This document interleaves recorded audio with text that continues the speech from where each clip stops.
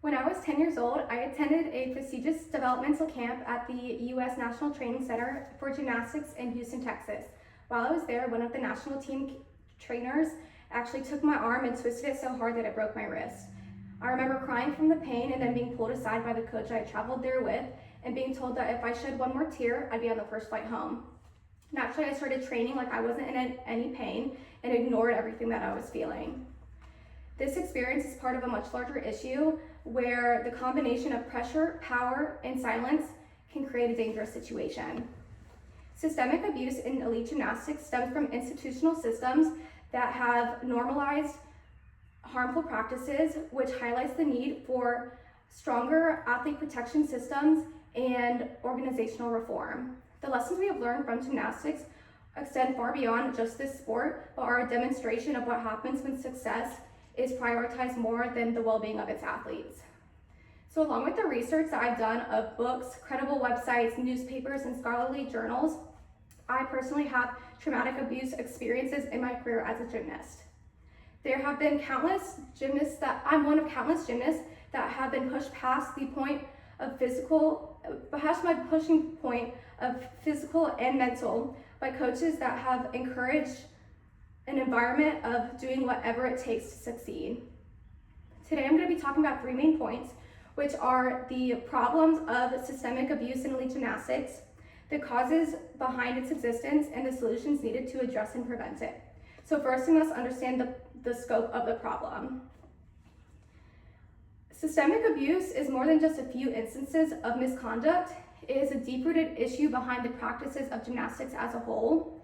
Dysfunction exists in this organization through the ways that people are tolerating and enabling an environment that has a whatever it takes mentality.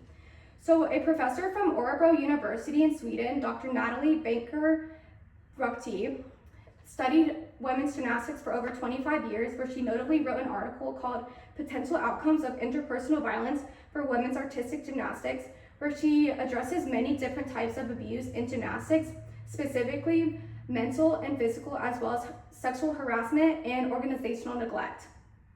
Some of the common practices that she addressed in her article are regular weigh-ins, body shaming, and dietary restrictions. There's a level of mental manipulation that many coaches perform through the use of severe punishment, such as overstretching, training through pain and injuries, as well as overtraining. I personally have witnessed coaches force gymnasts to stay hours after practice has ended because they poorly performed, but I've also seen on the other side of that, people kicked out of practice for the same exact reasons.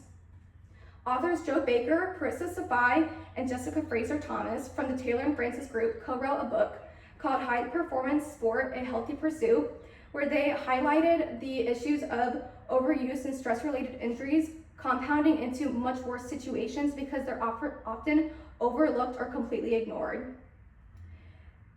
The maintenance of the body is incredibly important, so improper maintenance can cause long-term physical issues as well as increased mental instabilities. So many gymnasts actually experience depression, eating disorders, negative body image, PTSD, and self-harm even after they have left the sport.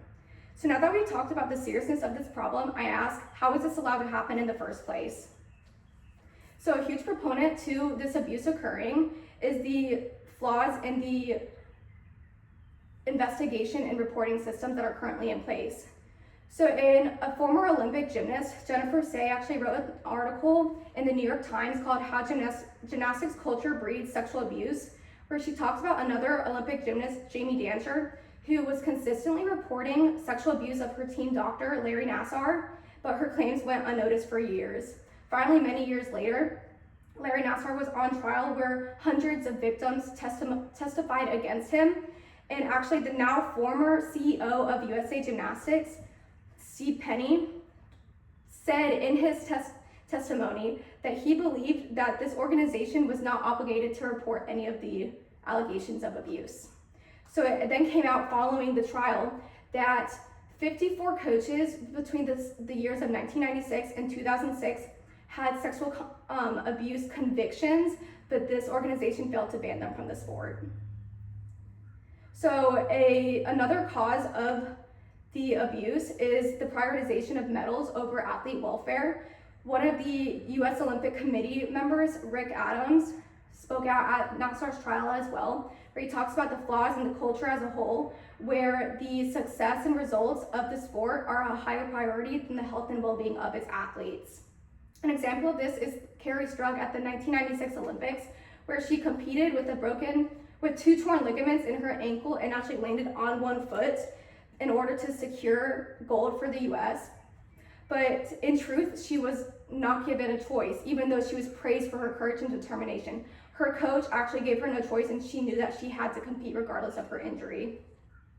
So since we have identified the root causes of this systemic abuse, we can now talk about the solutions that can make it a better environment. So countless gymnastics organizations have failed to protect their gymnasts from abuse, which is why we desperately need stronger forums and ways to create a safe environment for the gymnasts. Jennifer Say actually proposed that there be mandated education programs where both the coaches and the gymnasts are addressing topics such as where is appropriate to be touched and where is not. Another aspect that needs to be reformed is reporting and investigation, where every institution has to have all of the employees make sure that they are addressing and reporting to the proper authorities anytime there's a possibility of sexual abuse.